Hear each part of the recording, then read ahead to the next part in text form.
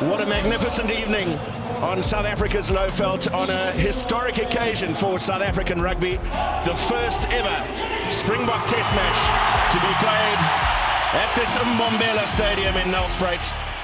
It's South Africa against Scotland for the 23rd time.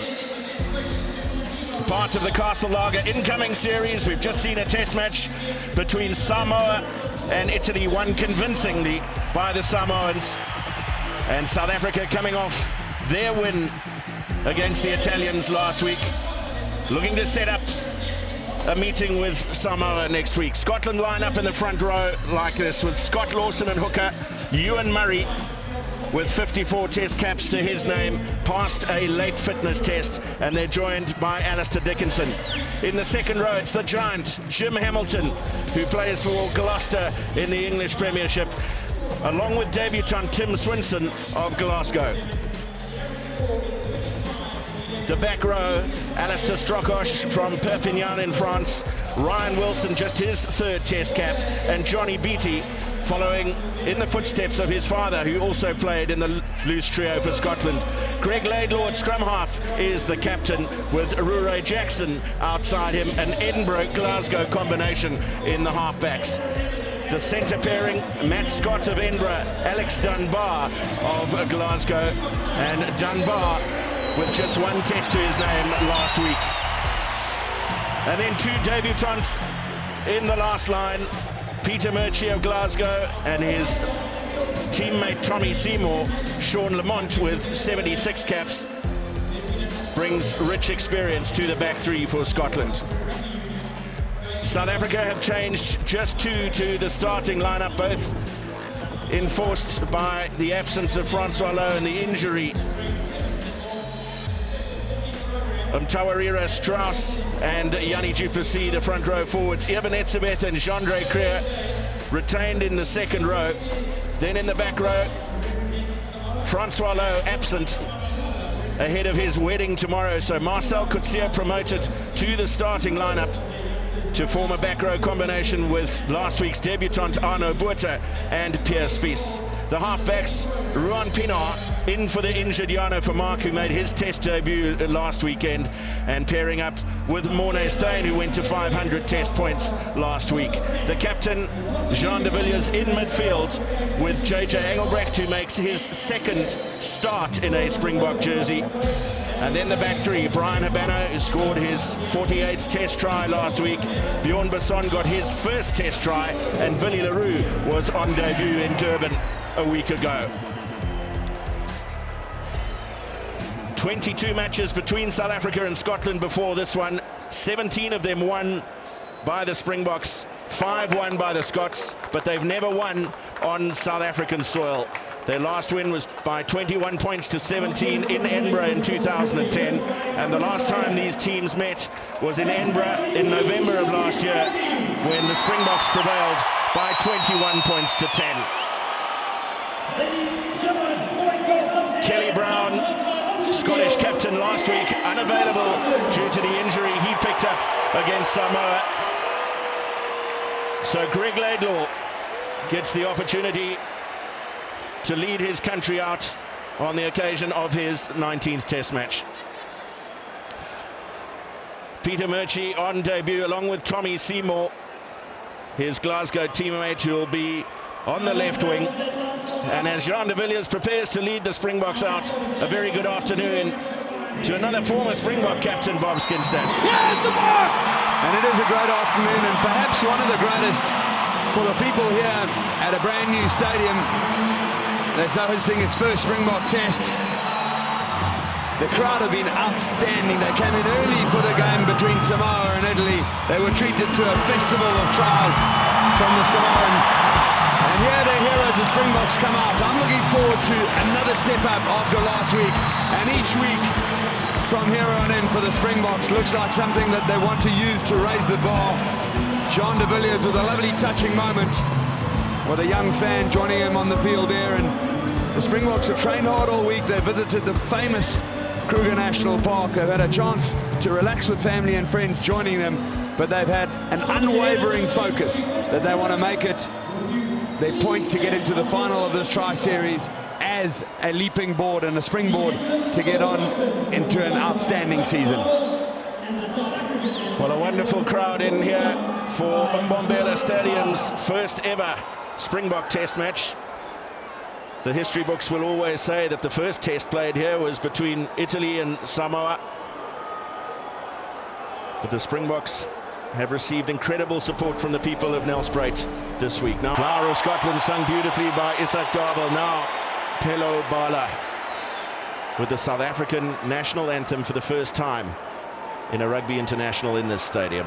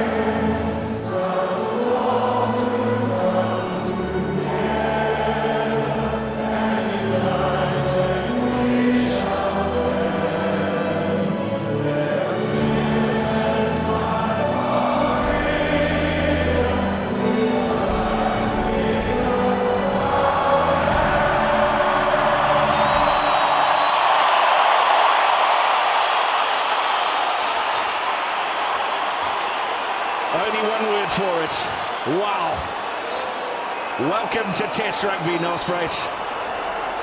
The replacement benches sees the return from a long-term injury of Bismarck du Plessis for South Africa and potential debuts for Siya Kolisi in the back row and Piet van Zyl at scrum half, and also Duncan Taylor and Fraser Brown for Scotland have the potential to win their first caps today. Romain Poit of France handling the second Test match involving the Springboks in his career. He was the man with the whistle in the Fijian game at Rugby World Cup in 2011. Soaking up the atmosphere pitch side, and what an atmosphere it is. Good afternoon, Owen and Kamani. Very good evening. Historic moment indeed, and the people of Nelspruit have soaked it in. It's been a wonderful week leading up to this game. Well, weather conditions, temperatures dropped compared to what we've seen throughout the day, but nonetheless the pitch has held up exceptionally well on that first game. And we saw just what it meant there to Piet van Zyl, Siya Kolisi. Kolisi getting a massive hug from Eben Etzebeth after the anthem, and Morné Steyn in his 44th Test match gets us underway in Nelspruit. A fabulous chase from Juandré Kruger. A mistake from Scotland, almost letting the Springboks in inside 10 seconds. And the Scots getting going quickly with their line out, the referee not happy. Two lines. Well, this might be a problem all day, and I just want to warn the fans out there that the stadium, the design of the stadium holds the sound so much that the players won't always hear the referee's whistle. So he'd actually blown it there. This is what happened. These players are all playing on. They haven't heard a thing, but there's been a shrill blast to the whistle. Here it goes again. Scotland forced to retake their line out and going long over the 15-meter line, knowing that the Springboks had to be back. The clearance is from the captain, Laidlaw, but it'll give Adriaan Strauss an early opportunity to feed a line out deep in Scottish territory. Yeah, Scots will be very disappointed with their kick-off. They should have done a lot better. Scott Johnson will be livid. You want to secure that, you want to start the game on the front foot, but nonetheless, presented a good opportunity for the home side. Adriaan Strauss, so good and accurate at line-out time for the Springboks. He was flawless in the end of the tour, and watched him warming up earlier. He didn't miss a thing. They go to the tail for Pierre Spies and quickly shuffle back to Marcell Coetzee. Scott's doing well to defend a possible South African maul. Etzebeth got it with a standing start, and no way for even him to make progress. Jean de Villiers not expecting that ball that quickly. Pienaar, Habana. Then Pienaar again, this time for Marcell Coetzee. Into the number 6 jersey, in place of last week's starter Francois Lowe, who was given leave of absence from the squad ahead of his wedding in Durban tomorrow. Strauss.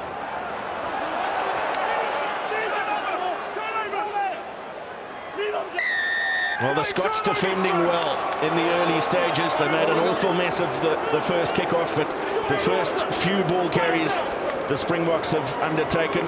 The Scots aggressive in the tackle and quick to get men over the ball. Yeah, good work there by Alasdair Strokosch, and he was over the ball in a good position to get a hand onto it and slow it down, which he did exceptionally well. The Springboks, unfortunately, just made a few errors, and this is the first one here. Watch this ball from Pienaar, just goes flying to Etzebeth, but there are 3 players coming off the line, and look at the hard work from Strokosch there. Straight after that Etzebeth carry, it went behind the back of Jean de Villiers. Scottish line out. Scott Lawson with the throw, and a flat ball for Jackson. Taken into the contact by Alex Dunbar. Then Laidlaw, sniping break up the middle. This is good from Scotland. Matt Scott into South Africa's 22. Quick ball. Dunbar again got the pass away for Tim Swinson, the debutant second row forward. Then Ryan Wilson. Laidlaw for Jackson, and switching to Scott. Laidlaw again. Jackson floating one over the top. It was intended for the debutant Tommy Seymour.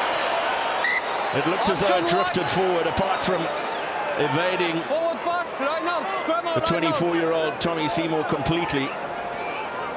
And Arno Botha down injured.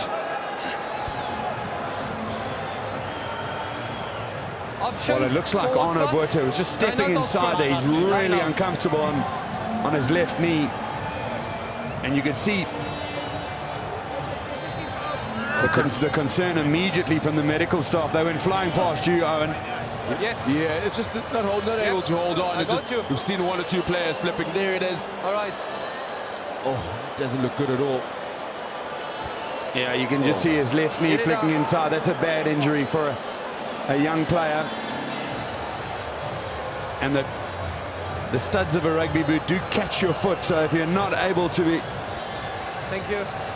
catch the opposition and see where they're going to turn, you're going to get stuck on the ground there. And he's got 100-odd kilos of pure weight and muscle moving in the opposite direction. And an incredible moment about to unfold, despite the desperate disappointment for Arno Botha. Owen. Yeah, amazing stuff on the sideline. Siya Kolisi will get his chance to play for the Springboks and get capped for the first time against Scotland. It's been an incredible journey. Siya Kolisi coming through the under-18 elite squad, SA schools for 2 years, SA under-20s. It's the 2nd season now. That man from Greig, he's been with the senior side, very early getting his first start. Well, I'm sure there'll be emotions running all around the country. I know I'm sitting here with goosebumps as well, watching this young man come through from the Eastern Cape all the way into Super Rugby, embraces from all of his teammates, and everybody knows how big this moment is for him. But it comes at the expense of another young man just as deserved, who's played some tremendous rugby at Super Rugby level, had an exceptional game last week, has worked very, very hard, and his physical strength is of the highest order. How cruel it can be sometimes. The elation of his test debut last week, and now making way in the 5th minute. Pressure line out, 5 men in it for South Africa, and Etzebeth, the go-to man at the front.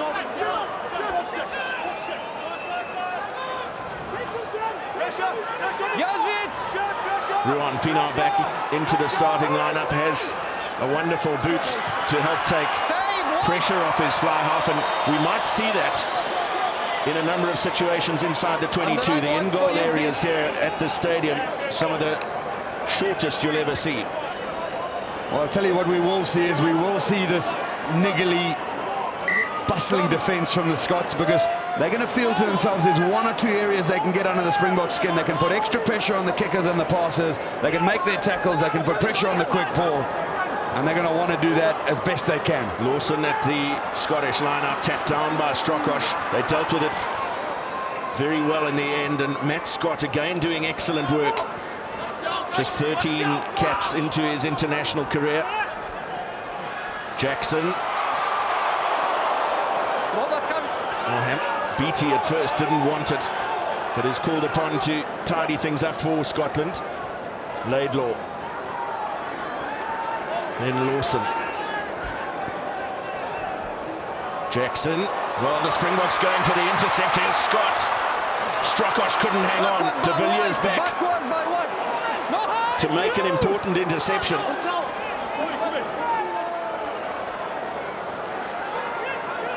You see just how little space there is there for Morné Steyn. The Scots wise to it and very quick to apply the pressure. Scotland will take a quick throw.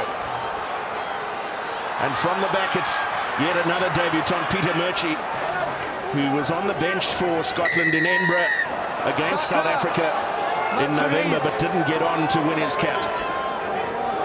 And now a kickable penalty. Well, the Scots will be pleased with their start here. They've thrown everything at the Springboks, and although the defence has held firm, 1 or 2 cracks just showing there. Jean de Villiers in traditional style, cutting off the wide pass, but they were wise to it and managed to get the ball away. There's Jean de Villiers coming out of the line, and it was a lovely little take from Matthew Scott. Even the clearance. And here's another little bit of information that isn't always that apparent as Marcell Coetzee gives away that penalty. He hasn't fully released, and Ruan Pienaar blames him at the ruck and tackle area for the misdemeanor. But the in-goal area is, obviously this is a stadium built for a Football World Cup, which brought so much to South Africa, but the size of the pitch in terms of rugby doesn't allow the in-goal area to be big enough to give any real comfort to Morné Steyn when he's clearing the ball. Not only the responsibility of the captaincy, but the goal kicking as well. Greig Laidlaw, he struck it beautifully, and Scotland on the board first. His 40th penalty in Test rugby, and taking his tally to 162. The Kilts with lots to celebrate. Yeah, they've done all. They've got themselves in the red zone, and they'll be proud of that, walking away with points. And they're finding gaps, as Bob said, in the back line when they keep ball in hand, taking away from the pack of forwards. A much shorter kickoff from Steyn this time, and gathered by Beattie. Laidlaw preparing to kick. Basson and Kruger, the man trying to apply the pressure. Spies underneath the high ball, an excellent tackle from Tommy Seymour. Pienaar does well under pressure. Then Steyn cuts back inside and straight into the tackle of Alasdair Strokosch. First carry in Test rugby for Siya Kolisi. Wide in front. Steyn puts it up, and JJ Engelbrecht was the quickest chaser, but no pressure on fullback Peter Murchie. Laidlaw sniping once again, and a wonderful angle run by Tim Swinson. Scotland strike back onto the attack here, and almost through the gap was Lamont. But quick ball, front foot ball again. Jackson. Some aggressive defending from Adriaan Strauss. No problem there. It was off the boot, said referee Ruan Habana. South Africa did well off turnover ball against Italy last week. Steyn. Here's Willie le Roux. First touch for him in his second international. Kolisi.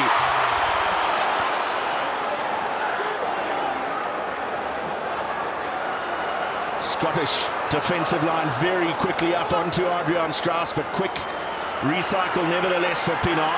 Engelbrecht. Steyn to the short side, de Villiers. Just trying to get his offload to Habana in the tackle.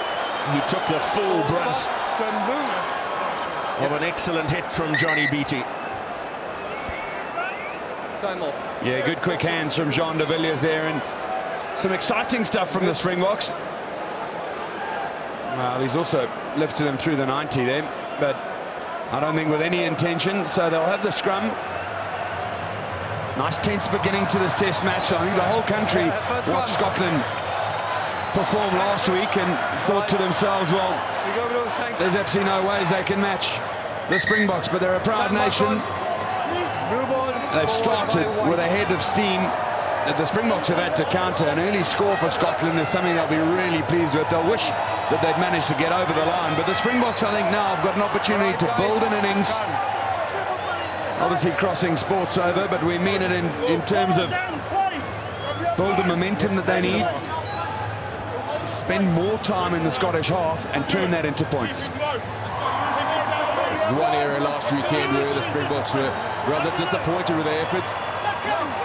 Worked hard on it this week. Coach Peter Murchie. I told you. That's the only one. That's the only one. All he was saying was it's a short to sweet, very progressive.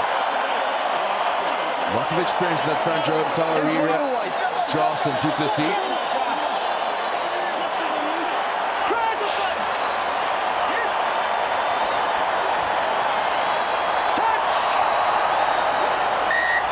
Early engagement from the Scots. Wouldn't be surprised if South Africa immediately ask for a scrum here.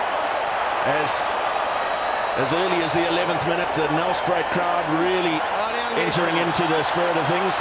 Well, South Africa opting for the quick tap. Steyn for de Villiers in midfield. Pienaar. Strauss for Mtawarira. Had a lot of work to do on his own. Tendai Mtawarira.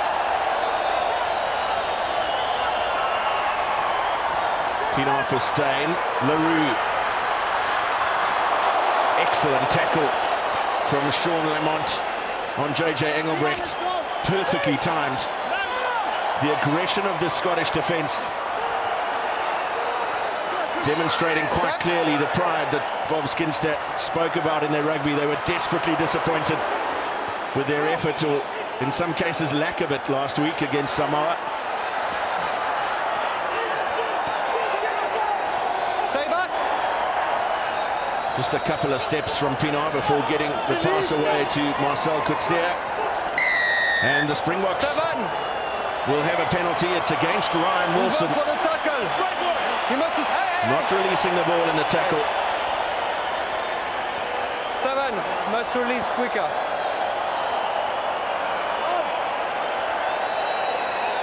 Jean de Villiers indicating that Morné Steyn should settle things and go for the three-pointer. Steyn will be pleased with that because it always is good to get yourself into the rhythm of kicking. But there will be much debate, and we understand it because maybe Jean de Villiers had an inkling that they should go for the corner. That's fine. Lamont caught JJ Engelbrecht ball and all. And this was the tackle on Coetzee. And you can see both Strokosch and Wilson just stayed on the man, flicking that ball out to the side. But Romain Poit was there, and the judgment was correct. Morné Steyn, who went past the 500-point mark in Test rugby last week in Durban, was on the bench against Scotland in Edinburgh at the end of last year, but didn't get on to earn a cap when Pat Lambie was the starting 10. Steyn has put a beautiful strike on it and squared it up for 3 apiece.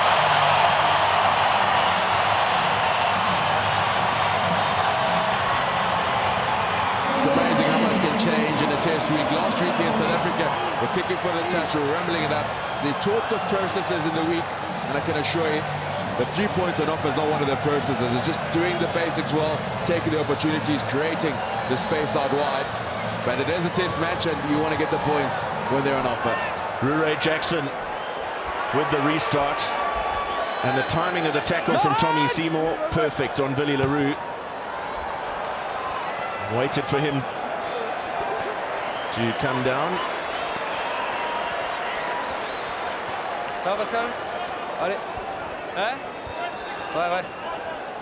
White. So Pienaar into the starting lineup. He was on the bench last week. Desperate disappointment, as we've seen already for Arno Botha this week. For Jano Vermaak, who made his test debut after more than 100 caps in Super Rugby last weekend against Italy, and left the field with a torn hamstring, giving Pienaar his starting opportunity today. Ball touch. Beautifully grabbed by Siya Kolisi as Strokosch was chasing the chip kick down. Now Pienaar puts it into the corner for Habana to trace. Excellent follow-up from Habana, but the Scots with plenty of numbers. Yeah, good chase by Habana and good hard work to follow the ball. The Scots were doing well. There was just a little gifted scrum to the Springboks from a forward pass. Romain Poit was in line with that ball, and Haneke talking into that now famous Take your gap, take your distance. communication device down to the field. Make sure you touch your opponent, all right? Yes. Quite right there, Eben Etzebeth making a big tackle on Sean Lamont, but the ball had just drifted forward. So the Springboks almost exactly where they were when they got the short-term penalty and decided to do a tap and go. Now they've got an attacking scrum. Will things change? Guys, Euan Murray on the tight head side for Scotland, up against Tendai Mtawarira. He was a doubtful starter, Euan Murray, with a hamstring twinge during the week. They gave him right until the warm-up before this game to prove his fitness. And look at Bryan Habana just in the pocket behind Jean de Villiers there, either Come closer. looming to explode into a gap, or as a little dummy and maybe use the width to get the ball out to Willie le Roux. Bjorn Basson is hugging the touchline on the close side, and that scrum, the position of that scrum definitely gives the Springboks an opportunity to use the width of the field. Touch. Set.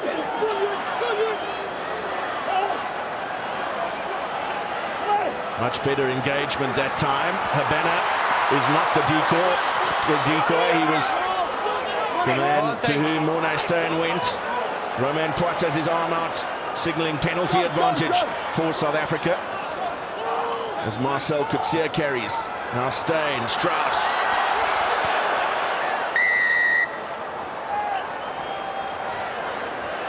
Well, another penalty in the middle there, and it was Bryan Habana who just dropped back into that gap. This is him just driving to go forward. Strokosch is on him, but it's the player, and unfortunately at the moment I can only see boots. Well, it's that man who was caught with Strokosch just now, Ryan Wilson. The two of them making a real go of every ball on the ground, and he just slowed that down enough for Romain Poit to give the advantage to the Springboks. Second penalty conceded by Ryan Wilson, his first start for Scotland in his third test match. Debuted against Wales in the Six Nations earlier this season. And Steyn from just right of the uprights.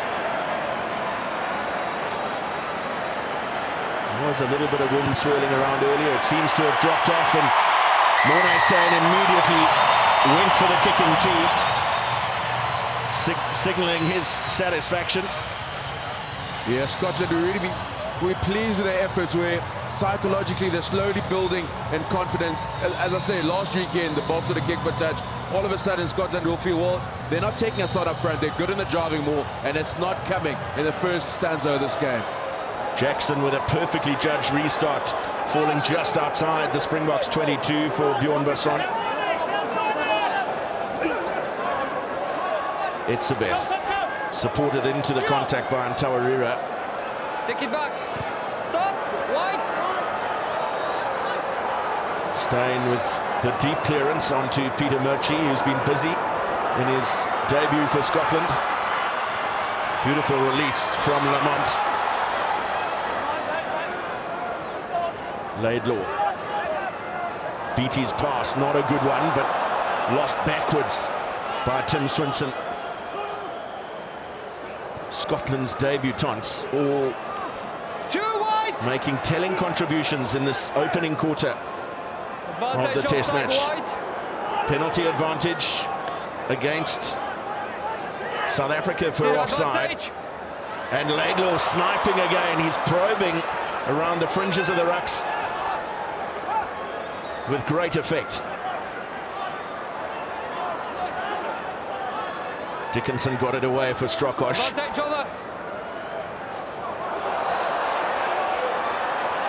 Well, a bit of a shove more than a tackle from Adriaan Strauss, but an opportunity here for Seymour. The chip and chase. Basson back to make the tackle. Just meters short. Pick and drive from Jim Hamilton. No hands. Loose ball for Scotland, but Wilson regains the initiative. Laidlaw. And Scott. Delight for coach Scott Johnson. As Matt Scott goes over for his second try in international rugby. He's made 3 or 4 telling contributions on attack already, and now rounding it off with Scotland's opening try. Well, it really was a tremendous score for Scotland, and this was the ball that I felt might have been snaffled by the Springboks. But look at the little break here and the chip and gather. Bjorn Basson made an all-important tackle there, but it wasn't enough to stop the score because the hard work had been done. The shifting of that ball, Willie le Roux going for an intercept there and just allowing Matt Scott to step inside the extra defenders, and they're over. Scott Johnson is delighted. He's plied his trade in the Northern Hemisphere for many years, Australian of origin. He's worked with the Welsh national team and now with the Scots. He's in an interim coach position now. And that was JJ Engelbrecht who went for that intercept. Well, definitely the visitors are really growing in confidence. They got themselves in the right areas within 2 minutes. They managed to walk away with 7 pointers. One of the things that's let them down early in this first half has been receiving the kickoffs. Well, it'll be a test of steel of the Springboks here. The Scots are really up for it. Reverting to the deep restart, and Johnnie Beattie, the unlikely boot put to that ball. Pienaar. Leave it. And Willie le Roux, the man playing all his teammates on side. Awkward ball for the Scots. Consolidated by Hamilton, but just a little knock forward. You really got to look out for Jim Hamilton. He runs the obstructive line every time there's a kick, and there's a kick chase. Yeah, that's a great call, and he's done it off every single kickoff. And he's an experienced man, Jim Hamilton. He's played 47 internationals. He knows exactly what it means to a team if you can just get under the skin of the opposition. So he's done exceptionally well for his team. It was just a little mistake there. It's going to give the Springboks an opportunity to attack. But like we said, they're going to have to show some mettle. Here they're up against it, 10-6 behind against the Scottish side, who the public are expecting them to put 30 or 40 points on easily. And they're really up for it tonight. Third consecutive South African scrum with Marcell Coetzee on the blind side, with Kolisi having replaced Botha. So Kolisi immediately being asked to play the open side role. He's played both for his franchise in Super Rugby, the Stormers.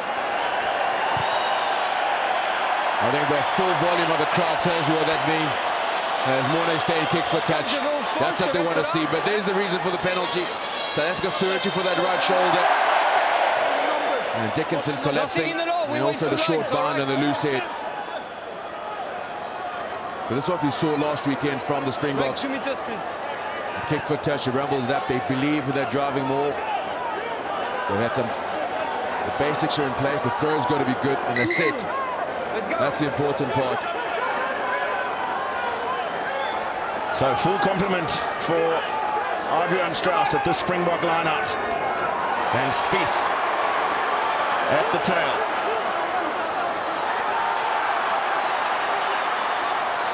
And Kolisi was the man in control at the back, broke away into a wall of Scottish defence.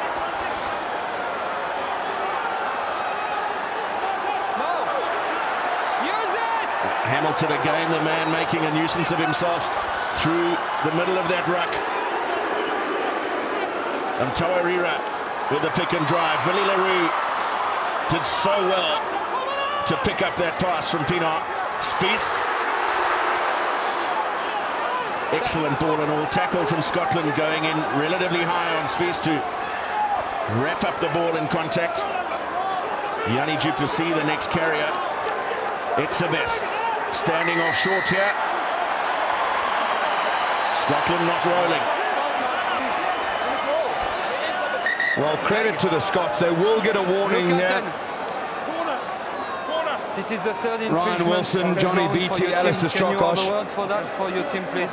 Just to Romain Pot just saying this is the third warning. Those three loose forwards, along with Jim Hamilton, just right on the edge of the offside line every single time. Body on the line, hard work. The pride of Scotland, driving them to stop the Springboks from scoring. You can see the hard work. One's gone in. There's Strokosch. There's Hamilton stepping over. Offside position. He's not allowed to come in from the side there, and that's what the advantage was for. The Springboks having to go back to another driving line-out.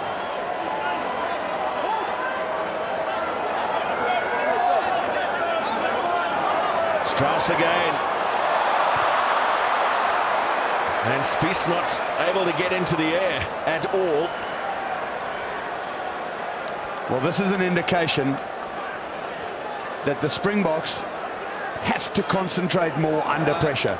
These are the kind of situations that happen all the time in the Four Nations Championship. A draw against Argentina last year was a good example. They need to show real resolve under pressure. Today will be a fantastic test for this young side. They've got the creative flair now. They've got all the things that the public wanted.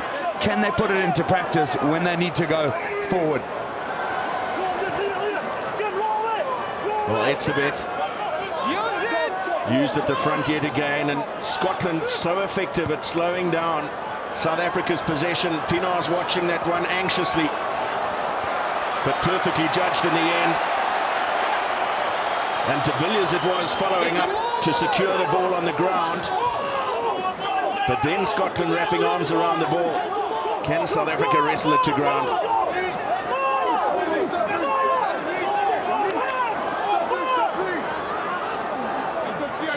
Eventually emerges for Pienaar, and Steyn puts in the cross kick for Bryan Habana. Scott beautifully inside.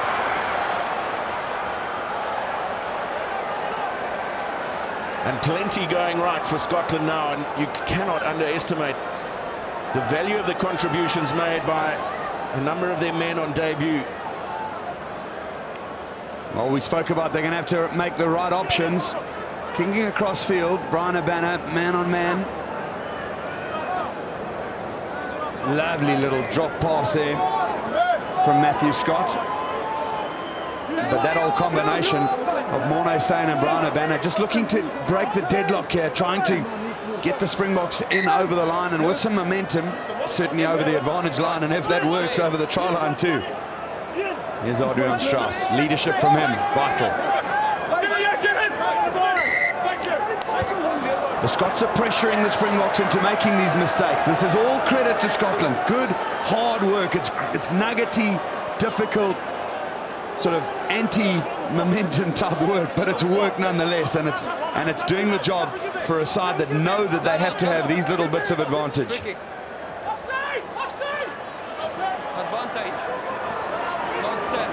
Well, Romain Poit has got an advantage, showing it was a short arm free kick. Springboks not retreating the required 10 meters. We're trying to catch the Springboks unawares. Will they possibly go for a scrum this time? Well, it looks like they were calling for a scrum there. It's going to give them an attacking advantage. Sorry? Yep. But this is brilliant from Scotland, really working hard to get under the skins of the South Africans. First initially they milked the extra 10 meters. I think their coaching staff will be saying, let's just get another try, maybe a penalty or two, and get ahead of the side and then try and ground it out. The South Africans at the moment look like headless chickens. They've got absolutely nothing going right for them, and they need to pull back towards themselves, play some rugby in the Scottish half, and then get the advantage they can and kick the penalties. Well, the reason for that is that the Scots are really controlling the tempo of the game. South Africa haven't quite settled down in their own rhythm. Excellent scrum, and Beattie to the short side. 6 of friction. Well, that's exactly what I'm talking about, Matt. Here's Alasdair Strokosch was pulling, I think, Bryan Habana and then one of the loose forwards off the ball. Now, it's just little devious tactics like that that will be delighting the Scottish management, because they know what an effect it's going to be having on the game. You know, any little bit of advantage. Just look at this. Look at the open side. There's Strokosch there. He'll get in front of Marcell Coetzee, and he's pulling him out the way. He was trying to give Johnnie Beattie that one-on-one opportunity against Bryan Habana just to get the momentum pass. But good work from the referee to see that, because sometimes it can go unnoticed. Here's another line out. Well, I hope this call is count. They had an opportunity to make the call in the handle before the kick. This one should be a good one by South Africa. Etzebeth again. He's been regularly used. Spies taking a very flat pass and almost an intercept opportunity for the Scots. De Villiers and Pienaar with the kick. Well, he had no real pass option there. Everybody was lying very flat for him. You stay where you are at 4. Lamont. 5, stop. Wonderful chase from Lamont, and the offload as well. Momentum straight back in favour of Scotland. Lawson. Leave it wide. Juandré Kruger doing his best to try and turn that into a maul. Murchie. And Dunbar. Showing great composure at the breakdown, the Scots, but they are guilty of a number of handling errors. Pienaar to Strauss and Habana. Habana just unable to avoid the clutches of Alasdair Strokosch. Ball out. It's untidy ball out of the back of that ruck. The control not there. Turnover for Scotland. Advantage. Advantage over. Now Laidlaw. Willie le Roux, he's seen far less of the ball than he would have liked in his second test match. Murchie. And Lamont was that pass forward. The crowd certainly thought so and made their feelings known. Euan Murray. Oh, that's a brilliant turnover one by the Springboks. 2 not involved for the tackle. Let's go. Well, the Scots still getting in between the Springboks, you're right, at the ruck and tackle time, Matt, but also in the open play, they're managing to cut off the long passes. I don't know if the Springboks are playing with enough depth. This is a real test of character here for a young side. What an opportunity to test. That's a no-arm tackle there from Ruaridh Jackson. And Adriaan Strauss in there and over the ball. He's got all rights to it. And he's won the penalty for his side. We said he needed to show leadership. That's a good example. Jannie du Plessis coming in off the wing to make one hit on Jackson. Maybe that's why he was disappointed and tried to get one back. I won't tell you. Well, that's a shoulder that Jannie du Plessis was responsible for. It doesn't look comfortable at all. Give a credit to their pack of forwards, really have kept them in the game. They've got in the front foot ball and broken play. As a try scorer, has done exceptionally well, managed to get behind the Springbok defensive line, Matt Scott. Some superb runs. Look at that, just They're doing it at ease, and it's all set up by the packer forward. They've got front foot ball, just allowing the back line to really get in the game. And good decision-making from the captain as well, Greig Laidlaw. A couple of players sticking out. Scott and Dunbar certainly. Big Jim Hamilton, like a thorn in the side of the Springboks. He's been effective at line out and stopped a lot of their momentum on those drives. He's also hit a lot of the ruck and tackle backwards and stopped the momentum that they needed. Looks like Ruaridh Jackson is going to leave the field. Jackson making way for Peter Horn. Made his debut last week against Samoa in Durban. 10 meters. Product of the Scottish under-19 and under-20 squads. Also has played sevens for his country. Don't cross 15, don't cross 15. Now takes on a massive responsibility with the departure of Ruaridh Jackson. Kolisi peeling around. Siya Kolisi gives Pienaar a front foot ball. Then Spies. Pienaar to the short side. Left alone by Kolisi for Jannie du Plessis. 6 away. Pienaar again. Coetzee, that's an obstruction, clear obstruction against Adriaan Strauss.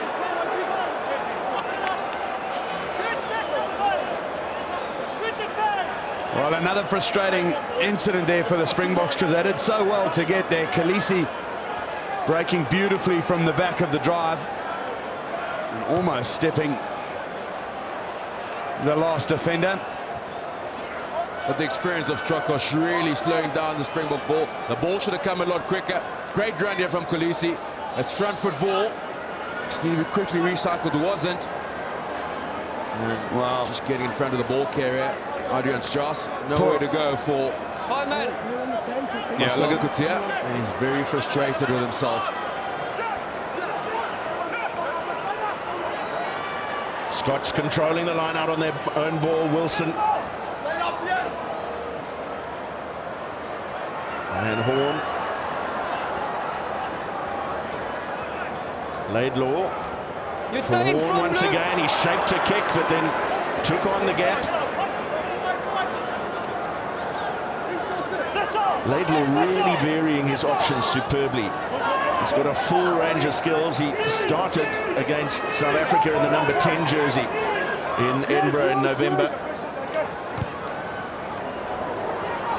We've spoken about his sniping breaks around the edge of the rucks. But showing some good kicking skill as well, some quick clearing from the base. Well, it really is a tremendous showing by the Scots so far, and everything that goes right for them goes wrong for South Africa. Willie le Roux almost getting hold of that ball again, but that man Jim Hamilton just brushed it, I think, with a hand or a fingertip, and turns it from a controlled flick ahead from Willie le Roux into a knock-on. So another Scottish attack. They've really, really, really outplayed the Springboks in this half. And as much as we talk about this being an opportunity for a young Springbok side to stand up and be counted, this is an incredibly depleted Scottish side. They've lost many of their senior players to British and Irish Lions duty in Australia, and a couple more leaving during the past week. We've handed 10 players in these past 2 weeks their international starts, and they are taking to Test rugby with aplomb. Yeah, it was a great spot tackle from Bjorn Basson, actually coming flying off his left wing.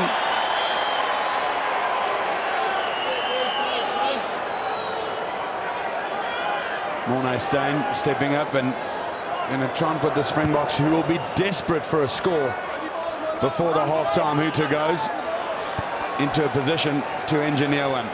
There's a tackle from Basson. He just hangs on to the left leg of Peter Murchie, the debutant, who gets up again. Romain Tot right on the spot. I will tell you both, you are going down. The Scots in their very effective hassling way, have also not given the Springboks an opportunity to set their maul. Hasn't been the weapon that one might have expected it to be.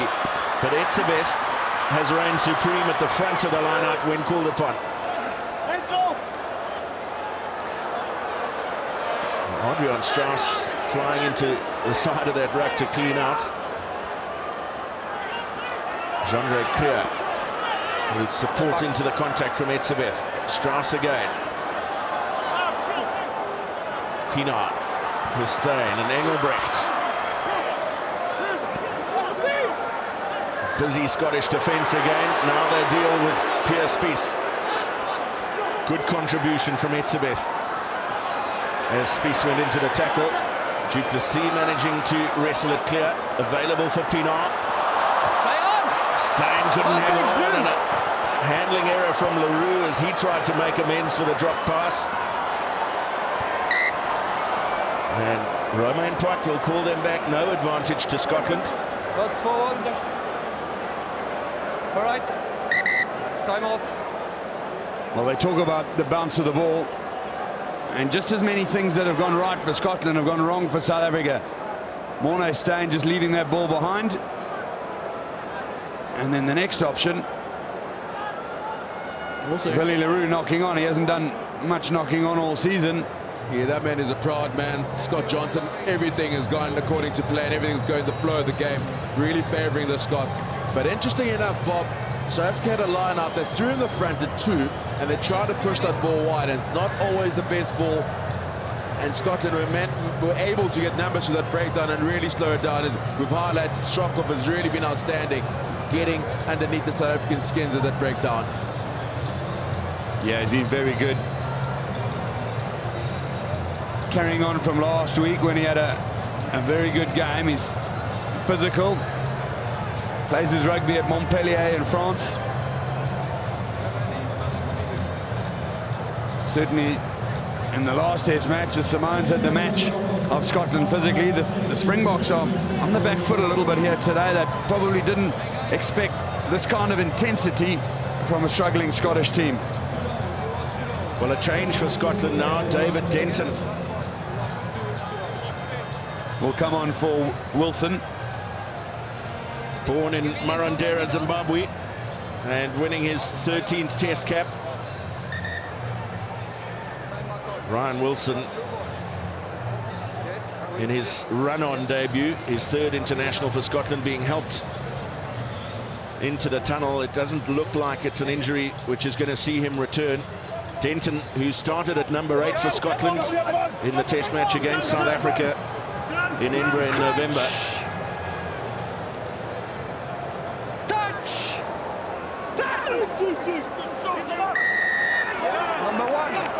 That penalty is against Tendai Mtawarira. Didn't take the hit, number 1. Didn't take the hit. You can just hear the energy, the encouragement, the enthusiasm amongst the Scottish players as they celebrate that scrum penalty, and an opportunity for Peter Horn to kick them back into South African territory. Well, there's a man got penalised, Beast Mtawarira against Euan Murray. And look at the bind as well from both props. The scrum should never have carried on. Well, my problem with that, Owen, is Euan Murray's bound on Tendai Mtawarira's arm, which he's not allowed to do. Yeah. The clothing that the guys are wearing these days is skin tight. Really hard to get a bind. I can understand that, but you have to bind on the man. Lawson for Hamilton. Matching Eben Etzebeth in the height stakes. Jim Hamilton at 2.03. They've got Alasdair Strokosch, who started last week against Samoa, waiting on the bench as the tallest man in either squad.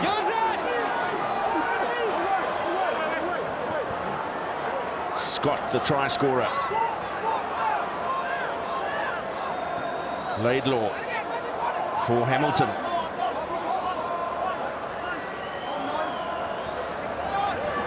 And Tim Swinson on debut at 26 years of age. An outstanding debut it's been.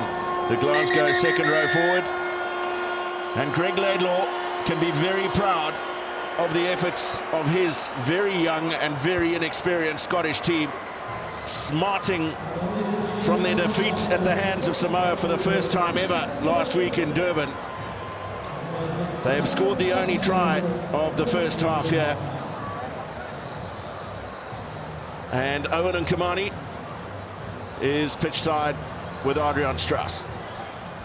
Adriaan, a very tough first 40 minutes there. Very tough, you know, frustrating, making a lot of small errors, not allowing themselves to get into the game the way we want to, so hopefully we can lift it in the second half. Let's compare it to last week. What has really changed? Yeah, I think, you know, we're not getting our rhythm, especially on attack. Not getting there and not getting over the gain line quite a lot, so yeah, need to get over the gain line. Good luck in the second half. Thanks. Well, the only try to the Scots, they've added a penalty and a conversion to Morné Steyn's 2 penalties. Half-time in Nelspruit, South Africa 6, Scotland 10. 40 minutes to play at Mbombela Stadium in Nelspruit. South Africa trail Scotland by 6 points to 10. Johan van Graan, the assistant coach, is with Rob Kempson. Johan, Scotland putting under pressure. Yeah, definitely. I think that 40 is past us, not good enough, and we'll have to come out fighting to win this test match. What's happening in those lineouts? The noise was a big problem. We couldn't hear, but we fixed it hopefully at half-time, and hopefully we'll come out guns blazing. What change are you going to make in the second half? We're going to go with this team for the next 20. Hopefully put a few tries on the board, and we'll see how it goes. Well, a very uncomposed first 40 minutes from the Springboks. They look jittery, they look panicky, and not a great deal of composure shown with ball in hand.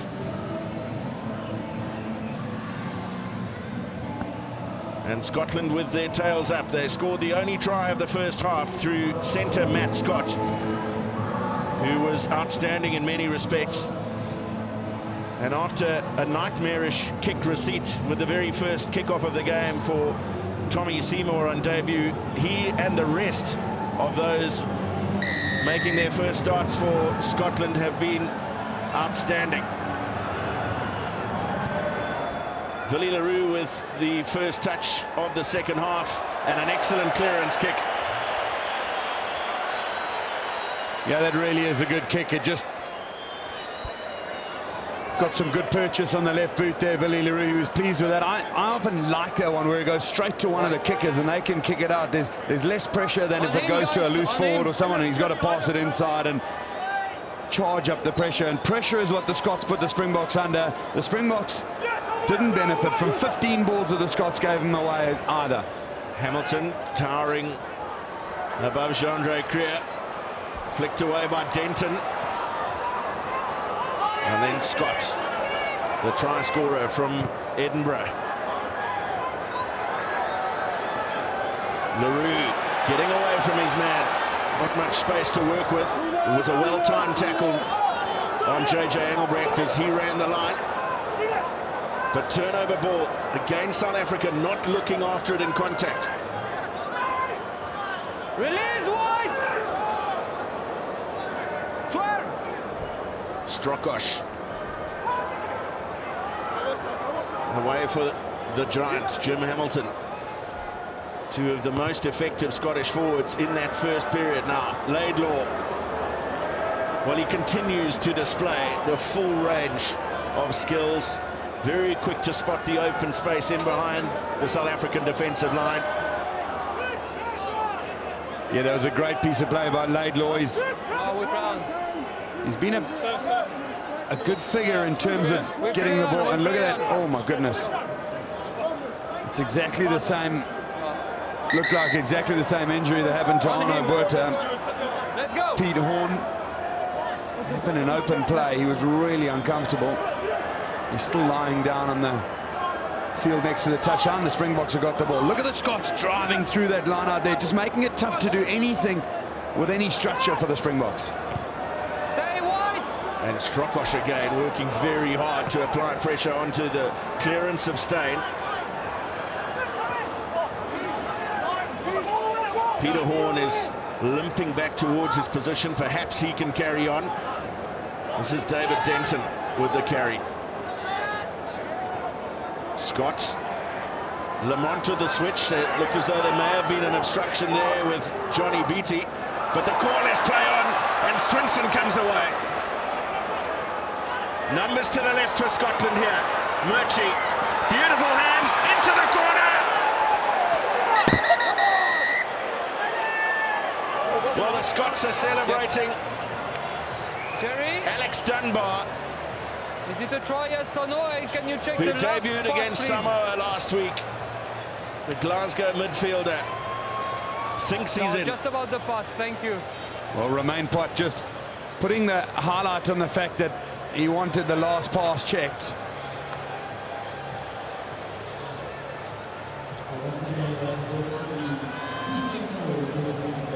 Well, as patriotic as I'd like to be, it doesn't seem to be a problem. There might have been a little bit of obstruction a little bit earlier than that, but we haven't had a chance to see it yet. They did ask for the last pass in particular, but if they rolled the move, well, Strokosch again.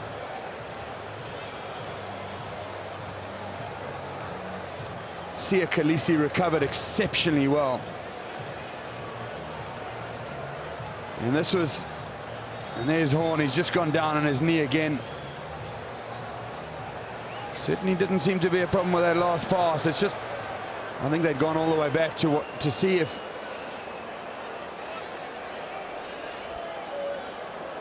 okay, here's a potential obstruction. Marcell Coetzee managed to get the man and ball, but there was a ruck here, and watch the pickup here, and there's Strokosch. Wow, did look like they'd had their hands around a player, but I'm not sure that it wasn't just in the ruck. Yep.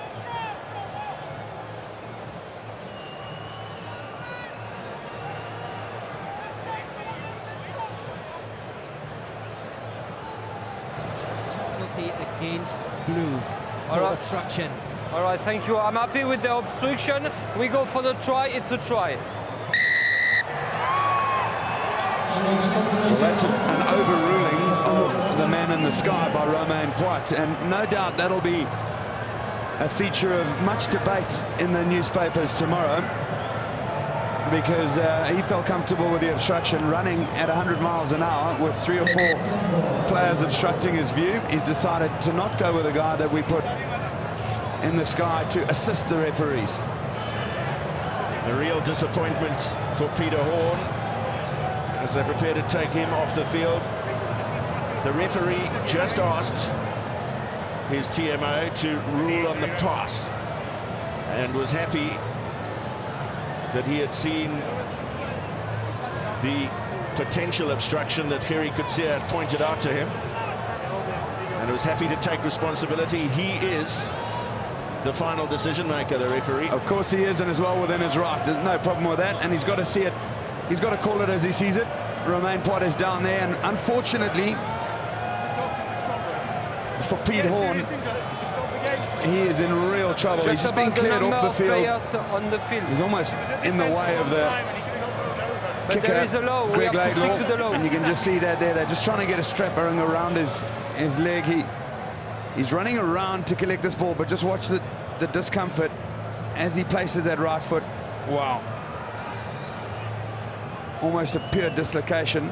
He had some treatment on in a minute or two before that, so maybe he was just playing with an injury already. I'm starting to wonder what impact this pitch has got on the injuries we've seen already. It is a hard pitch.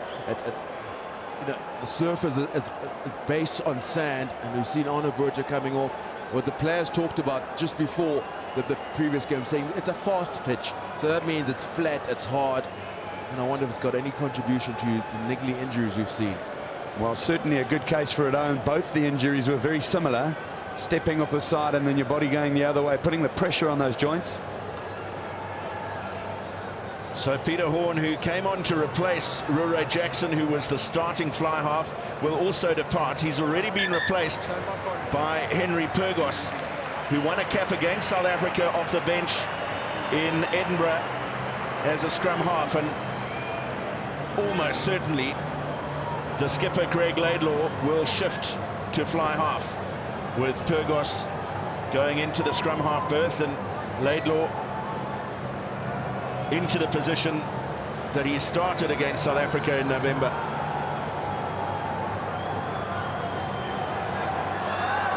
Difficult angle for the skipper. He's bent it back beautifully, and the flags are up. Brilliant kick.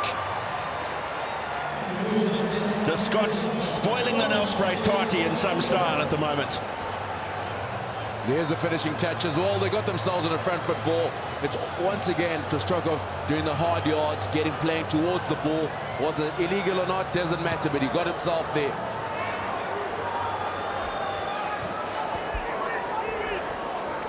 Well, it's a good chase from Juandré Kruger to make the tackle, but it's the Scots who are looking more assured in the contact. The charge down from Etzebeth, going straight back into a Scottish hand. And giving the opportunity for them to clear on another day that might have dropped down perfectly into the in-goal area. Well, exactly. It's those little bits of luck that the Scots are riding so well. The Springboks need to engineer their own luck. That man, Greig Laidlaw, jack of all trades, it seems. He's moved into the 10 position and master of most of them tonight. He's been outstanding.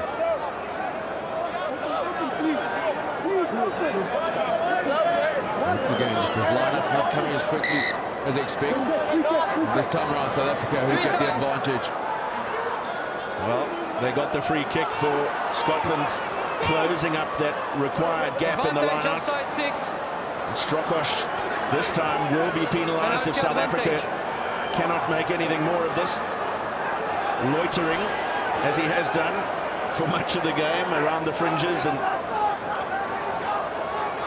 proving a constant thorn in South Africa's side. It's against Strokosch. But his coaching staff would surely have said to him at half-time, more of the same. Yes, it might cost him a penalty once or twice, but he is getting in the faces. And well, look how many times he's involved. He was the assistant tackler, and he's in the way. He's in the way, you're right. He's just slowing it down. He does then make an effort to be there the second time. There's actually been the difference between the two sides in terms of allowing Scotland supremacy in the breakdown point, allowing them quicker ball on the opposite, slowing down South Africa's ball, just not allowing enough time for the Scots to set up their defence when South Africa's got the ball. Well, there'll be a lot of fans out there saying that Heinrich Vassou plays very much of a similar role for South Africa when they're denying momentum to other teams. Siya Kolisi on after 4 minutes. He's been good. He's carried the ball beautifully. His defence is also good, but he doesn't have the forward momentum right now that the Springboks need. So Steyn lines up his third penalty attempt of the evening. And this time, the flags stay down.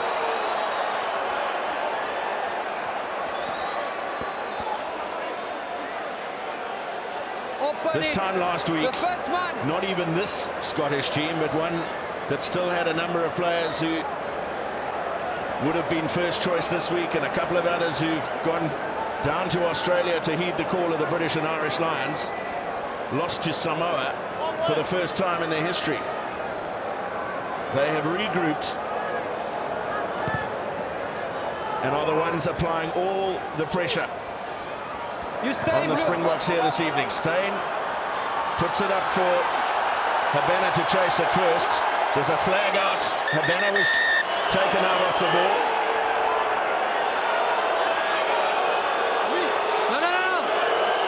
Watch the Scottish players here. If we can get an image of it, we'll see it now. The up and under goes up, and they're literally like bees to a honeypot. They've run across the field. 14 white is chasing the kick. Yep. Blue 13, yeah, off the ball, pushes him over. All right. Yeah, okay. What's your combination? Penalty kick. Just a penalty kick? Yes. All right, against 13 blue. 13 blue, yes. Yeah. In line with me, yes. No, all that right. is shocking. That deserves more than a penalty kick. Alex Dunbar, we'd like us to be still on the park. But this is when South Africa really needs to toughen up, because nobody else will do it for them. They've got to do it themselves. They've got to be hard in their play, be unforgiving. Well, look at this. They're like literally sprinting across field to stop a banner, but the ball was going inside. Yeah, the irony is it had very little effect on the play, but you could see the cynicism in it. He was looking for Habana. Kruger with the take. Kolisi in possession first, then Adriaan Strauss. He scored a try from a maul this time last week in Durban. And the Springboks maul finally gaining some momentum. Penalty try. He wasn't able to get it to the line, but Ruan Pienaar in absolutely no doubt that a try would have been scored had the Scots not pulled down the maul illegally. Well, it was 3 in a row, wasn't it? Ruan Pienaar was running alongside of that driving maul, and the Scots pulled it down immediately at the line out. They had a player driving through the middle illegally. You can watch here, Jim Hamilton's trying to pull him down there. He's on the legs of Juandré Kruger. They managed to hold that one up. And 2 players pull this one down. You can see them on the ground. They're taking out the legs of the players. But the Springboks game for that challenge and managed to keep it up. And they're driving towards the line right here. And the 3rd player dives in under the ball. So Ruan Pienaar really had no choice but to exercise his right to give a penalty try. Well, good score by South Africa for the first time in the second half. Getting in that red zone, coming away with the full 7 points. I must say as well, they absorbed that initial defense, that initial pressure coming in from Scotland, the driving more. They were patient in their setup. Now can they get back upfield? Laidlaw with the restart. Kruger. Challenge in the air, fair. Again, it's Habana giving chase, and so is de Villiers. The ball lost forward by Beattie. Ruan Pienaar waiting for some advantage for the Springboks here. Backward. Pienaar putting it into the corner with the bounce of the ball, favouring the Scots. It just held up in that surface, and Sean Lamont able to get back and make the clearance kick. But is this the little momentum shift? Well, it's like the Springboks had a little whiff of the smelling salts. They're suddenly seeing clearly, suddenly making the right decisions. The up and under was followed up beautifully by 3 players. Beattie knocked it on, but Strauss was up the middle. Now they're looking as if they've got some focus. The fans are awake as well. Ono Kamani, I'm right here. I wonder if the penalty against Alex Dunbar has almost put a bit of fear in the Scots. They're not running that obstruction line anymore. South Africa getting the gaps they're getting on the front foot ball in terms of getting the right areas. Well, they've been getting under the skin of the Springboks all evening, and Etzebeth is a man they would have targeted. He was cited after the Scottish test in Edinburgh last November. He got off after his hearing, but that's something they would have talked about, is try and light the wick if you can. Blue captain! Blue captain! No, blue captain. Captain. Man, you want to review the punch that he threw? No, not one punch. Huh? Grab him. Come back. You have any punch? Grab. All right. Check, there's one, isn't it? Yeah, you can check it though. Fine. Jerry, can you check please for play? Right, 11 fair play. 10 minutes break. Just check if there is a punch from any side, please. Did the ref just consult the player in terms of was there a punch? Do you want to check? No, I think Jean de Villiers there. I just recognise the voice. And watch this. Blue captain, Jim Hamilton is such a competitor. He's played for the Scottish outfit for a long time. He's gone through there this is the best time on Etzebeth. He's trying to drive the ball. He's gone through illegally, so that's what the penalty's for. But he's got him around the neck. Just the last penalty against the banner. And then, he's gone straight for the face and the push there. So I've got no doubt that there's got to be some form of recourse for that. Penalty was given anyway. He said it was a slap. Come on, Sean, you can see the slap. And look at the fires getting stoked. Here comes Etzebeth back. It's like a bounce of a trampoline. He's back straight into it. He wants a little piece of Jim Hamilton. Fantastic stuff. Nice and aggressive from both teams. Hopefully it helps the Springboks hold that focus that we've started to see. Quite impressed with Jim Hamilton's reach. They could train him into a heavyweight boxer. Well, illegal on 3 counts from Jim Hamilton. In the side, got Etzebeth in a headlock, and then the shove in the face. Rumar, can you hear me? Yep. Number 5, blue. Yep. Pushed a white player in the face, open hand. All right. That's enough. That is what I have for you. Recommendation, yellow card. All right, thank you. Face on my hand.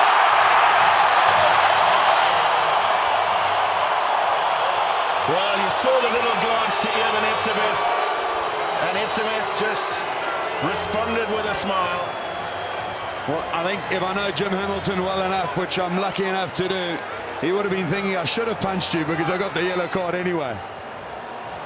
And now without the big man in the line-out, can the Springboks grab this lead, which is so vital? Etzebeth has come through this well. He didn't overreact. He went back into the melee.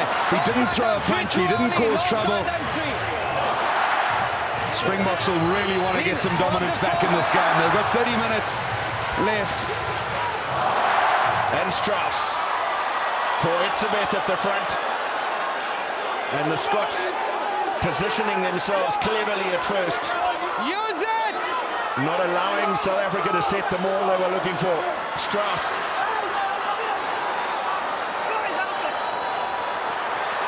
Pierre Spies.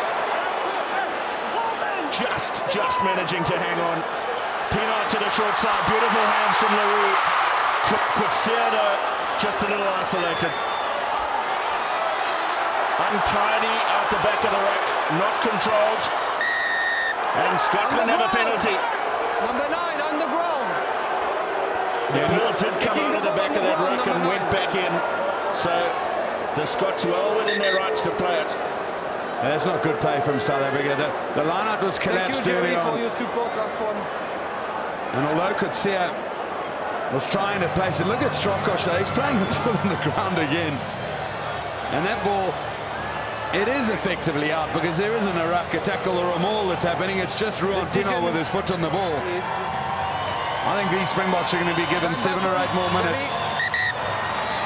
Well, that's what they had. You had 8 against 7, and you're quite right. They should have took their time and set up the driving more. Let's go, Blue. And got a better reward than conceding a penalty.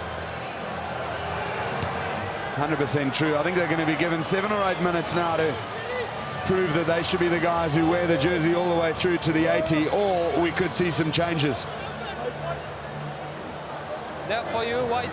Well, you look at the South African bench, a lot of inexperienced players. Bismarck du Plessis, the hooker, hasn't played rugby in 10 months. Trevor Nyakane had his debut last weekend. Cooney only 2 test matches. Only Flip van der Merwe is the experienced player, and Pat Lambie over 20 test matches. Henry Purgos did well at the back of that line-out to get the pass away to Strokosch. Now Denton with the carry. Another penalty, Scotland. I know you tried, but you slow down the ball. Tendai Mtawarira protesting his innocence. But you slow down the ball. And although he was making the effort, the effect was that the ball was slow. Something that we've seen Strokosch and Hamilton very effective with throughout the course of this test match. One of the things South Africa has been good at has been competing in the line-out. They need to do a lot better.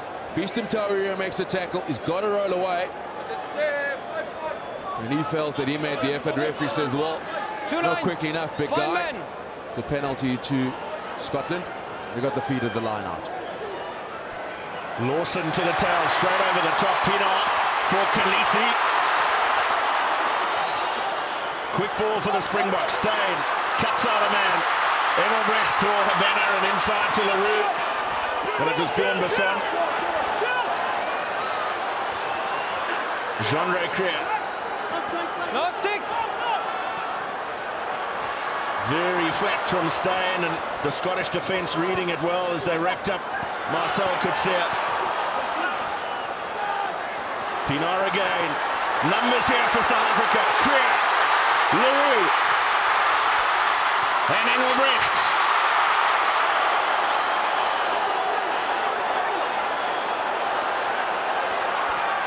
Pienaar gets again, this time for Etzebeth. Leave it! Mtawarira, just having been penalised, now they have to roll away from him.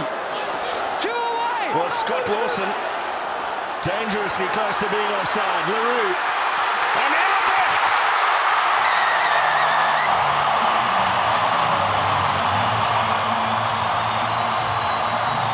JJ Engelbrecht has his second test try in as many weeks. South Africa hit the front.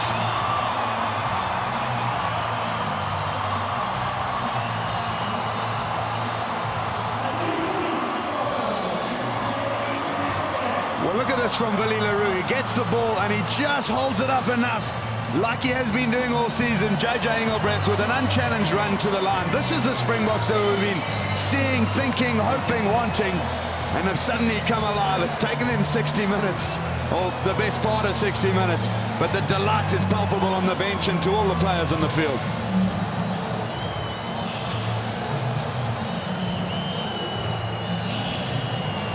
Far better in the second half by South Africa. It's also the flow of the game is starting to favour them. Scotland being penalised at the breakdown point, so just only getting the edge of that breakdown point. So they have a penalty try awarded from a collapse maul, and now JJ Engelbrecht's try, which takes South Africa into the lead, and Steyn with a kick to put them 3 ahead with 23 minutes to play. Perfect, absolutely perfect.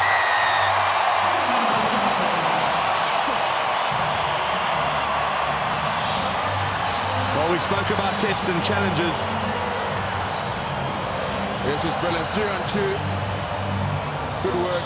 It's also hard yards being done. Willie le Roux. It's also good to see Bjorn Basson holding his line, just making the defense in 6s and 7s, and then pace, and then with a great finish from JJ Engelbrecht.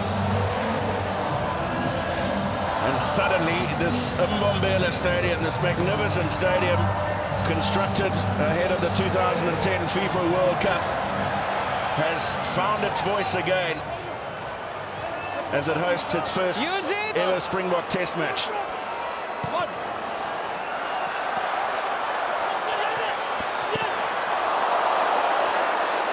Spies not able to grab the up and under. There was no contest for him though. Seymour, Johnnie Beattie,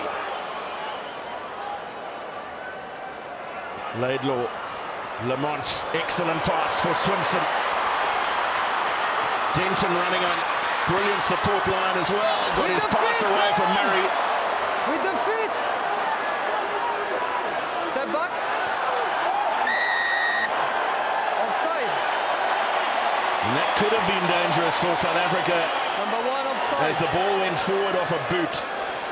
You only do that as a player if you've been allowed to get away with it. And yet another penalty. It's mounting against Scotland. 11-12 penalties now conceded by them. And a lot of that for coming in from the side of rucks and spoiling the flow of South African possession. Jim Hamilton with just under 3 minutes still in the sin bin.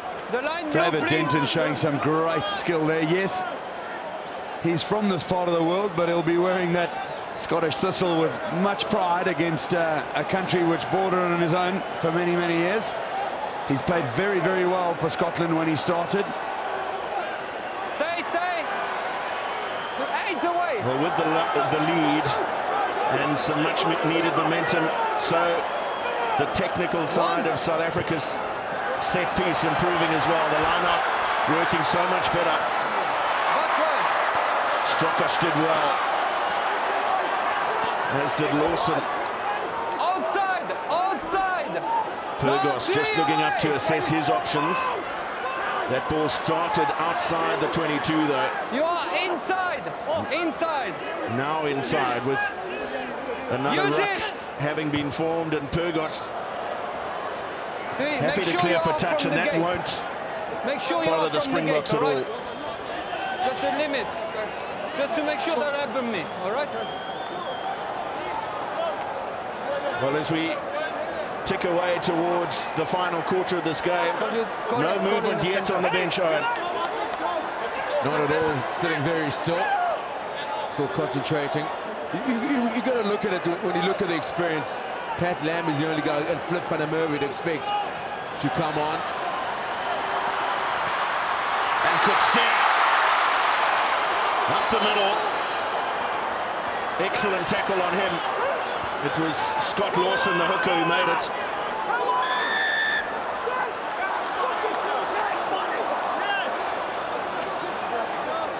Scotland with a fair contest on the ground. Well, Jean de Villiers just putting their hands up there saying I wasn't touching it, but Romain Pot was right there. I've no doubt he feels. I don't know.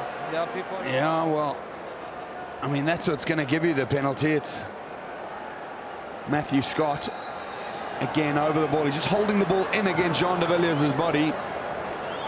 And it was a well-won penalty by Scott. Ready? Yes. Who, to be honest, has played out of his socks for Scotland here tonight. All right. No need to talk. Thank you. So, Alasdair Kellogg on in the second row.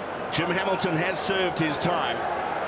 And that was a powder keg waiting to explode. And had he come back on, Kellogg started last week. He brings even more height to the line-out. He's a big man, Kellogg, and I've got no doubt that that's a tactical substitution there, because Hamilton was getting under the skin of the Springboks.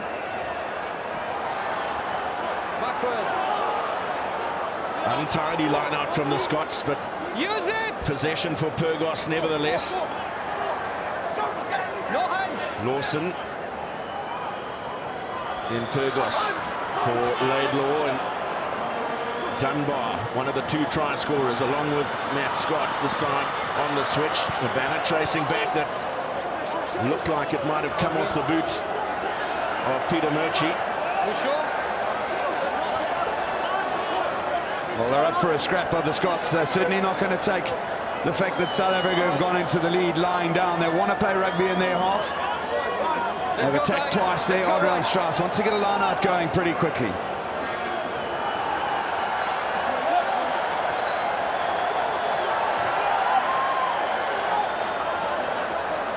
Well, it's Kolisi in the ball carrying role at the back of that wall. Now Habana and de Villiers chasing down. No hands, wide. Well, somehow Scotland managing to secure that possession on the ground. It's a good line from Matt Scott, by an equally good tackle from Engelbrecht. And Kolisi in there.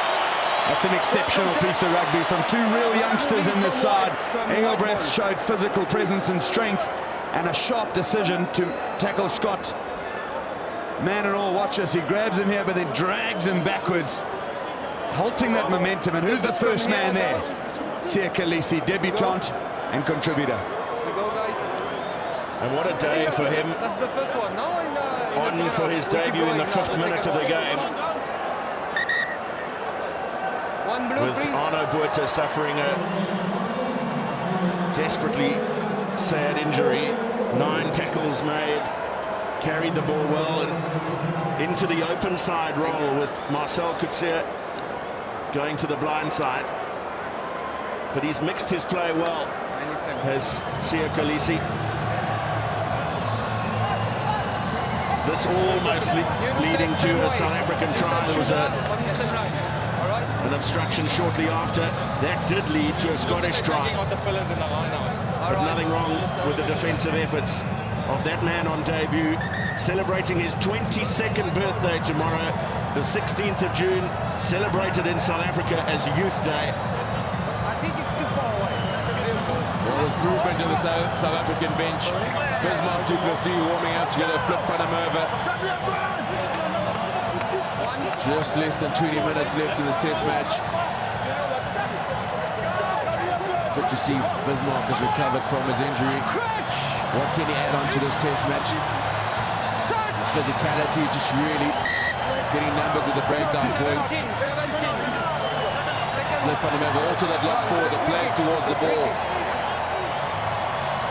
And the engagement too early at that scrum. Steyn puts the hoist high into the Nelspruit night sky. Advantage. And Willie le Roux with the kick ahead. It was a fair catch, a mark claimed by Henry Purgos, but he's brought them back for a scrum. There was a knock-on from Scotland. Great bit of skill from Willie le Roux to keep that in the field of play. Bjorn Basson just not getting up in the air to contest the kick.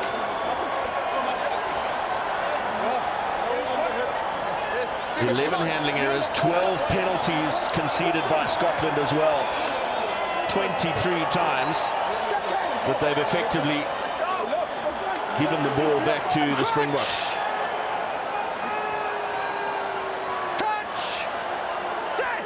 And a momentary lack of discipline also costing them a man on the field for 10 minutes, in which the Springboks were able to score a converted try.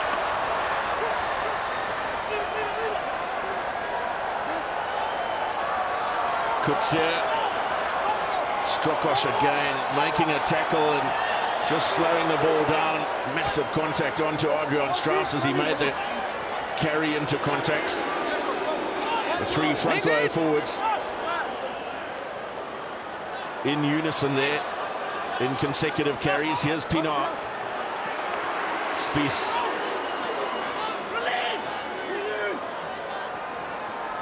Pienaar.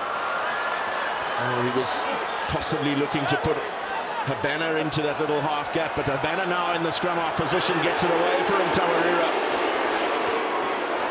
And almost ripped away in the tackle by Alex Dunbar. But it is a turnover for Scotland. South Africa's progress halted once again. Steyn gets away from the advancing Lamont. Here's Engelbrecht. No hands. Etzebeth draws a good tackle out of Strokosch yet again. Le Roux.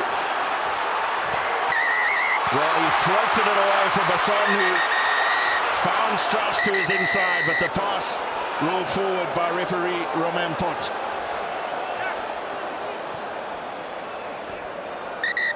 Time off. Well, this match is by no means over. 4 white, 1 white.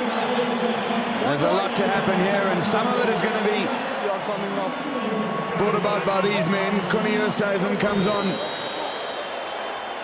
for Beast. Mtawarira. Flip van der Merwe makes his way onto the field. It looks like Eben Etzebeth is making his way off. Thank you. For him. And that's the pass, the offending pass right now. Look at the skill from Bjorn Basson. Borderline stuff, but what certainly wasn't a glaringly forward pass, but good work by Basson, and what a lovely pass inside to Adriaan Strauss. As we mentioned earlier, the sound in the stadium stops the whistle from reaching all the players, and the whole opposite stand were up on their feet. Flip van der Merwe winning Test cap 25, having played 12 out of 12 for the Springboks in 2012. Connie Oosthuizen in your side gets his 4th Test cap, and interestingly, Jannie du Plessis came charging off the field, and Connie Oosthuizen had to go to him and said, "Not today. I'm on for Mtawarira, you're staying on for the 480. And now Bismarck du Plessis, even in a pressure situation, cannot hide the smile of satisfaction to be back in Test rugby alongside his brother Jannie, replacing Adriaan Strauss and winning Test cap number 47 in the process. Missed the entire Test season last year. Crutch! Touch! From the number 8. Another early engage, and Johnnie Beattie being picked out as the culprit here for that slingshot move from the back of the scrum. That's the 3rd free kick for earlier engagement. The number 8 pull your teammate. I'm going for the penalty now. No, it's not like no. Well, it's a short arm penalty, but I don't think we're going to go for an up and under again. Coming down just outside the Scottish 22, but beautifully taken by Peter Murchie. Use it! Possession back to Scotland. Lamont thought about the long pass, and now it is in the hands of Dunbar. Beautiful counter from Scotland. The tackle from Steyn is effective. Purgos, Laidlaw, Beattie. And the Scots had superior numbers to the right on that occasion, but almost all of them tight forwards. And Connie Oosthuizen 18 on his feet, making his first telling contribution. Well, there he is. He's arriving players, all rights to that ball. There's no problem with that. He's got his hands on it. And look at the strength there. He actually, for a big man, I mean, he's obviously not that tall because he's in the front row, but for a big man, he gets down so quickly with and uses that strength of his to get his hands on the ball. I'm just going to say now, Matt, they've kicked this as a penalty straight out. The short-arm free kick was a lot. There we go. There's a big roar from the crowd for Piet van Zyl as he comes on in his test debut. The reason I'm going on about it, they did have a short-arm penalty on the halfway line. I wouldn't have minded them kicking into the 22 of the Scots and putting pressure on the line-out, because if they kick it out after that, you're still going to get the line-out back anyway. They've had to go back and forth the whole length of the field now, because that up and under, for me, gives the ball back to the opposition too easily. You know, scrums haven't been too bad at all, Bob. Maybe take the scrum, reset, and get a backline play on the go. Good first line-out for Bismarck du Plessis, combining with Flip van der Merwe, and a first touch in Test rugby for Piet van Zyl. Called into the squad with Jano Vermaak injured last week, and then Francois Hougaard also suffering a knee injury, or the recurrence of a knee injury in training. So Piet van Zyl called up and straight into the match 23. Never release. And not enough comfort for me that South Africa is showing any dominance at all. Scotland still in this game. 11 minutes to go. Strokosch again effective at that breakdown. Really playing an outstanding performance here today. His teammates acknowledging every time he affects the situation. 2 more replacements for the Springboks.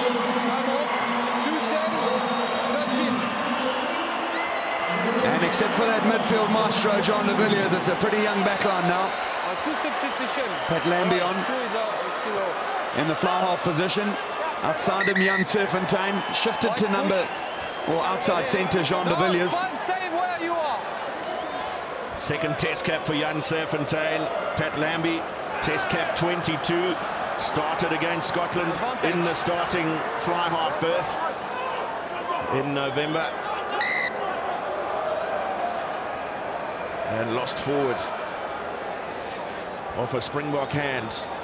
Discipline so important now inside the final 10 minutes. Haven't been able to maneuver themselves beyond a penalty of Scotland, and anywhere from the 10-meter line in is a possibility for Laidlaw.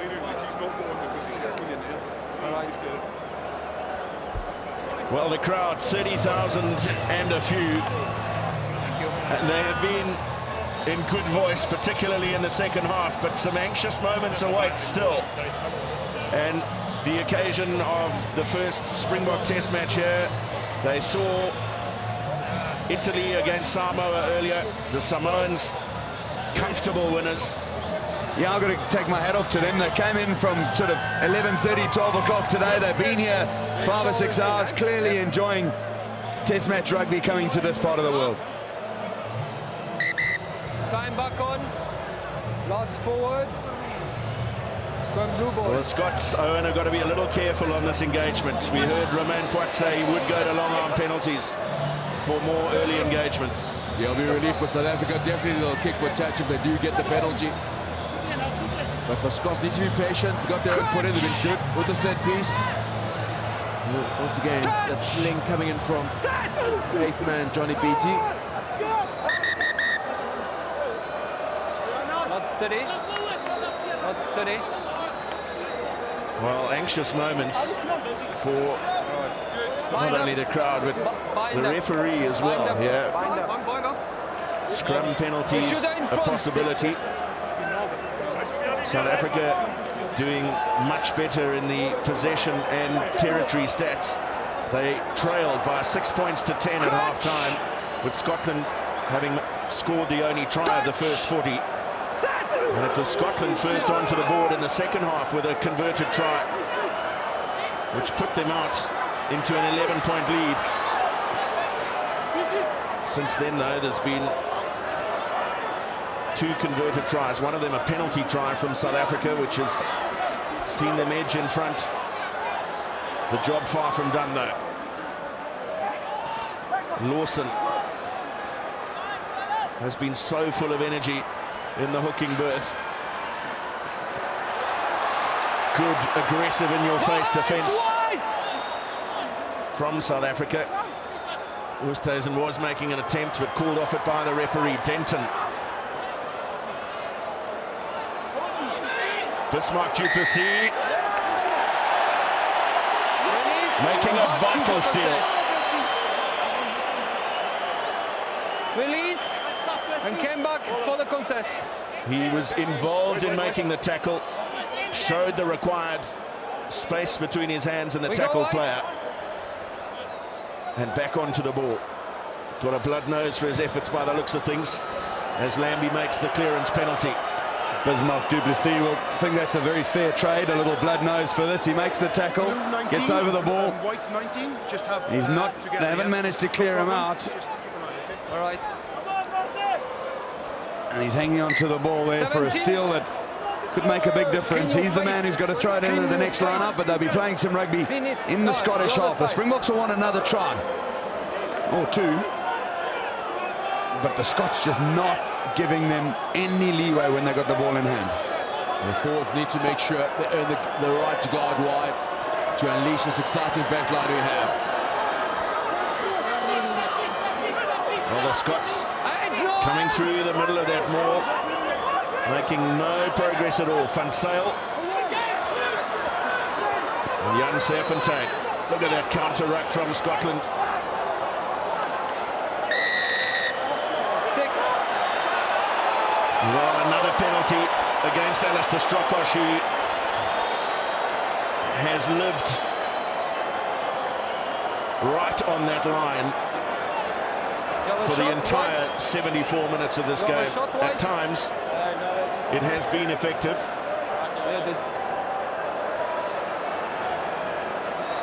But it has cost his team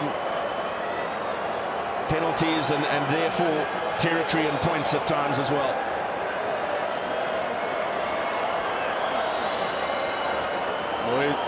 That's the incident, was he just had a second go at the ball after his knees were on the ground there, Strokosch. But fracturing that ruck and tackle area as a player is just so vital for your team. If you want the opposition to be struggling to get their ball back, you need a player like Strokosch in and around that ruck and tackle area. Patrick Lambie with 41 test points, 11 of those having come against Scotland in Edinburgh in November. And gets South Africa into a 6-point lead with just about 5 minutes to play.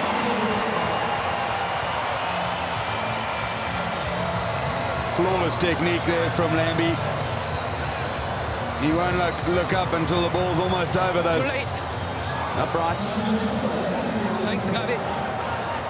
Excellent control at the restart from Juandré Kruger. Habana was in there to help him. Lamont was the man trying to slow it up for Scotland.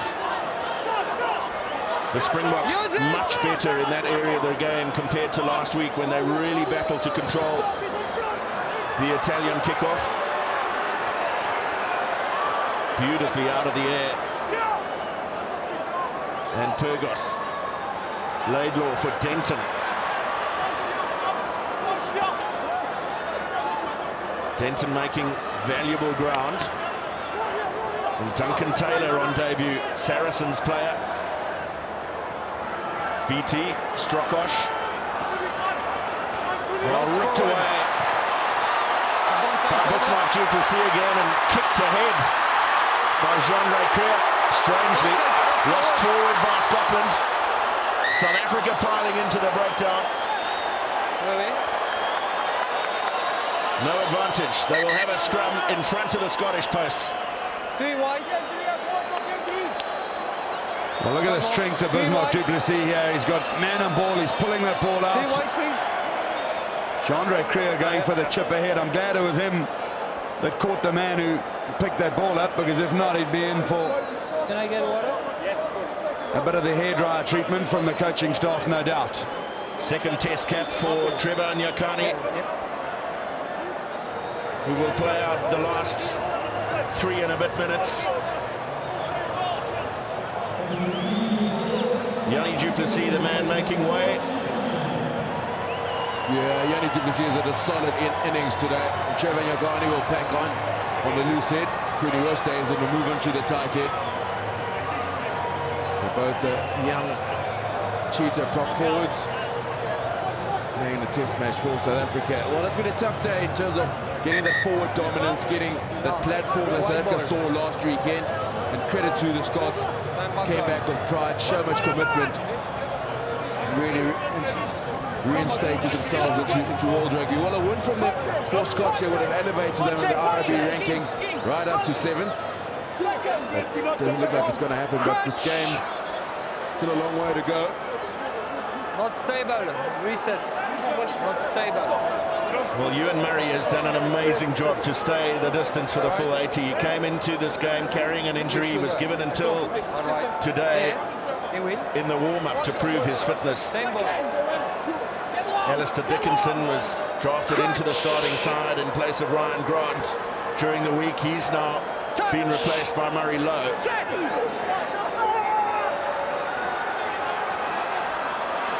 Spies off the back for Lambie and Willie le Roux. Here's Basson.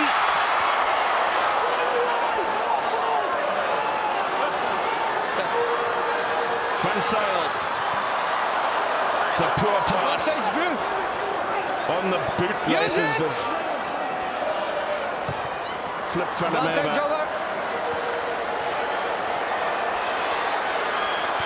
Booted away by Scotland, and perhaps one last counter-attack opportunity for Willie le Roux, but caught in the tackle as Lambie came peeling around. Hey, Greg. Van Zyl again, le Roux.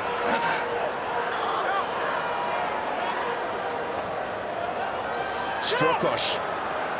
No limit to his effort. Kolisi is away though. Siya Kolisi. The support from Piet van Zyl.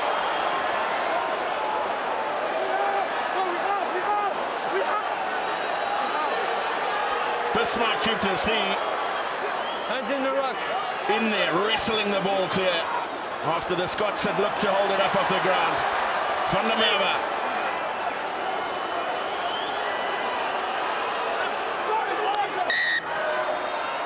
Hands in the ruck. Penalty South Africa with a minute and a half to go. No. Alistair Kellogg, the Glasgow giant, all 2 meters and 5 centimeters of him. Yeah, let's go. Ruck form, And Pat Lambie sets up the line out, 5 meters out. South Africa looking for their 3rd try to close this game out. Well, Van Zyl just followed up there on the Kolisi break. And that's what the call. They've been cleaned out. He's got his right shoulder on the ground. As Kellogg is a big man to get all the way down there and compete.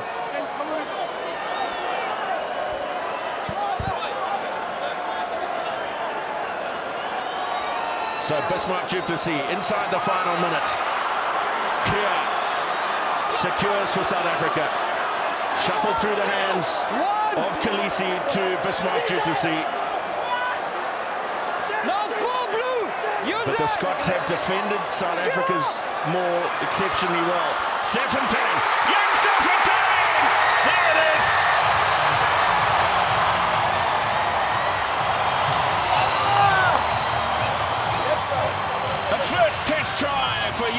Serfontein, last year's IRB Under-20 Player of the Year, withdrawn from South Africa's Under-20 squad, which is currently contesting the Junior World Championship in France. A test debut last week, and now a test try. Well, another bit of good defence from the Scots, dragging the ball down, albeit illegally, and the Springboks just holding the ball at the back. You'll see it comes out. As it leaks out, Van Zyl, his only real option is Serfontein, but he's got two Scots to contend with. 1, 2, and he shakes them off. Missing the third tackle as well. Showing tremendous strength to get over that line. And Patrick Lambie adds the 2 points to put the finishing touches on a victory for South Africa. But what a performance from Scotland. They led by 10 points to 6 at half-time. Having scored the only try of the first half, they also scored the first try of the second, which put South Africa 11 points behind. But it was then that the still relatively young and inexperienced Springbok team upped the tempo, did better at the set piece, showed more control at the breakdown, and ultimately came away with 3 tries of their own. One by JJ Engelbrecht, one by Jan Serfontein, a penalty try as well. 2 conversions and 2 penalties from Morné Steyn, a conversion and a penalty from Patrick Lambie. A fantastic first test match at Mbombela Stadium. Full time, South Africa 30, Scotland 17.